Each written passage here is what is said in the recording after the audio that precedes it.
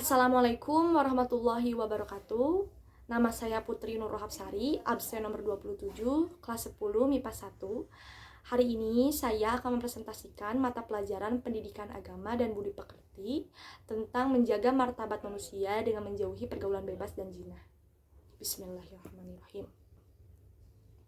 Nah, yang saya tampilkan ini merupakan sebagian kecil kasus-kasus dari perbuatan zina. Hamil di luar nikah, aborsi, bahkan fakta yang sangat mengejutkan, hampir 2,3 juta kasus aborsi per tahun di Indonesia, hampir 30% itu dilakukan oleh remaja. Untuk itu perlu berhati-hati kita dalam memilih pergaulan agar kita tidak terjerumus dalam perbuatan zina. Nah, sebenarnya pengertian zina itu apa? Nah, zina itu berasal dari kata zana yazni yang artinya hubungan layaknya suami istri antara perempuan dan laki-laki yang sudah balik tanpa ikatan yang sah menurut syariat Islam. Hukum zina tersendiri itu adalah haram. Semua ulama sepakat bahwa zina itu haram hukumnya. Larangan berzina sudah tercantum dalam Quran surat Al-Isra ayat 32. A'udzubillahi minasyaitonirrajim. Bismillahirrahmanirrahim.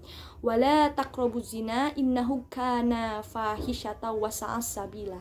Yang artinya, dan janganlah kamu mendekati zina, itu sungguh perbuatan keji dan suatu jalan yang buruk. Nah, mengapa seseorang itu bisa melakukan zina? Nah, ini adalah beberapa penyebabnya. Yang pertama, kurangnya beriman kepada Allah. Seseorang bisa kurang iman kepada Allah karena dia tidak memiliki pemahaman tentang Islam, tidak adanya informasi tentang Islam, maka dari itu imannya ia kurang. Yang kedua, kurangnya perhatian dari orang-orang sekitar, dari orang tua, tidak adanya teman yang mengingatkan, yang membuat seseorang bisa melakukan zina. Terus yang ketiga, adanya faktor lingkungan, karena dia sudah terjerumus dalam pergaulan bebas, dan maka dari itu dia melakukan zina. Terus yang keempat, sistem yang tidak tegas, bisa jadi karena pemerintah yang kurang tegas dalam menangani kasus-kasus pornografi, situs-situs pornografi yang menyebabkan seseorang tertarik untuk melakukan zina.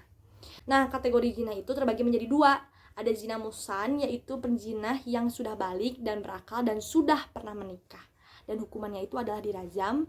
Jadi orang yang melakukan zina muhsan itu tuh dikubur hingga kepalanya saja yang terlihat, lalu dilempari batu dan disaksikan oleh seluruh masyarakat. Terus ada zina goiro muhsan, yaitu penzina yang masih lajang dan belum pernah menikah, dan hukumannya itu adalah didera 100 kali, dan itu tuh disaksikan juga oleh masyarakat. Nah, hukuman bagi penzina itu sebenarnya sudah ada dalam firman Allah surat An-Nur ayat 2, yang artinya perempuan yang berzina dan laki-laki yang berzina, maka deralah tiap-tiap seseorang dari keduanya 100 kali dera, dan janganlah belas kasihan kepada keduanya, mencegah kamu untuk menjalankan agama Allah. Jika kamu beriman kepada Allah dan hari akhirat, dan hendaklah pelaksanaan hukuman mereka disaksikan oleh sekumpulan orang-orang yang beriman. Jadi sungguh indah sekali ya Islam itu, bukan hanya mengatur sebatas sholat, zakat, dan puasa, tetapi juga mengatur seluruh aktivitas kehidupan kita, dimulai dari bangun tidur hingga tidur lagi, hingga hukuman bagi penzina pun ada di dalam Islam. Nah, lalu dampak-dampak dari zina itu, yang pertama, merusak garis keturunan. Jadi anak yang lahir dari hasil zina, yang pertama dia itu tidak akan mendapatkan bin atau nama bin atau bintinya itu nama ayahnya. Terus yang kedua, dia itu tidak akan mendapatkan warisan dan tidak bisa menjadi ahli waris dari ayahnya. Dan yang lebih parah lagi, jika anak perempuan lahir dari hasil zina, ayahnya itu tidak bisa menjadi wali sebagai anaknya itu nanti saat nikah. Ini sangat sedih dan miris gitu. Terus yang kedua, orang yang senantiasa melakukan zina itu tuh akan menimbulkan berbagai jenis penyakit kelamin seperti HIV atau AIDS, yang kita tahu bahwa HIV hingga sekarang belum ditemukan obatnya. Terus yang ketiga, akan mendapatkan dosa, karena zina itu merupakan kategori dosa besar dan perbuatan keji. Jadi solusinya dari kasus-kasus tersebut dan dari penjelasan saya, kita harus senantiasa menjaga pergaulan kita agar kita tidak terjerumus dalam pergaulan bebas dan perbuatan zina.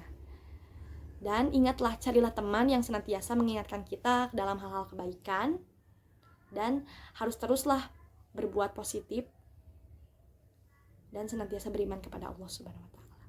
Sekian dari saya, semoga bermanfaat. Mohon maaf bila ada penjelasan yang kurang, dan apabila saya salah ucap, salah perbuatan, mohon dimaafkan, karena kesalahan milik saya dan kesempurnaan hanyalah milik Allah semata. Sekian, wabillahi taufiq wal hidayah. Wassalamualaikum warahmatullahi wabarakatuh.